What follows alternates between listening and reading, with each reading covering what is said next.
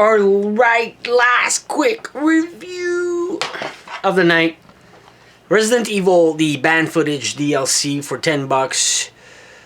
You got extra coverage, extra gameplay. I was expecting like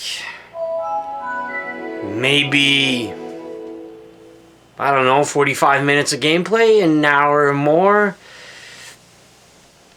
I was kind of bummed out, There's the nightmare mode that's really cool. You get waves and waves of creature, and you gotta stay alive until the break of dawn. You got until 5 a.m. Got 5 hours to survive. It's not really 5 hours, but it speeds up. I managed to survive until Jack came up. You got some boss in there. You're stuck in the basement level. And you got waves and waves of enemies. And you got this machine that gives you scraps. And you got that table you can craft weapons and bullets and everything. And you're trying to survive as long as you can as possible. But when Jack gets there, you got a couple of turrets you can install and everything. It's kind of cool, but it's hard to survive. Then you have the Ethan Must Die mode, which is pointless if you like playing Dark Souls.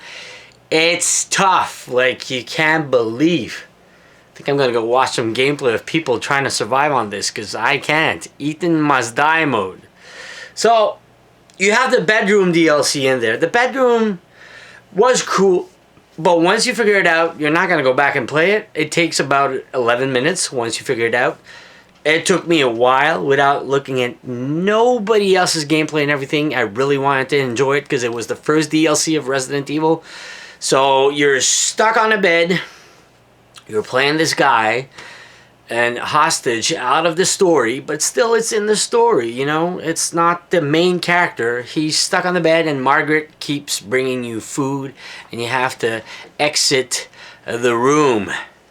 It's like a prison and there's a bunch of stuff you have to do to exit it.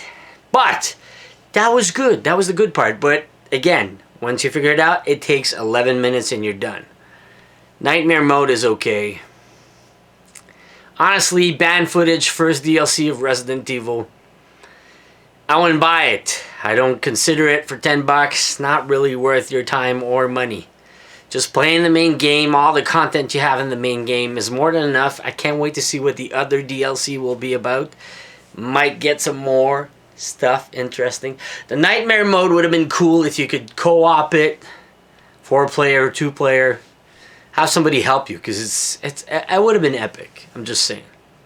Surviving the nightmare mode. You get waves and waves, basically, like I said. Then the Ethan Must Die mode. I can't even cross the first room, so I can't really describe it. It's really tough. You just have a knife and you walk in the room, you gotta find a key for a greenhouse, and I keep dying. So, obviously, for obvious reason for me, don't buy the first DLC of Resident Evil. Just save your $10 and wait on. And I'll tell you one.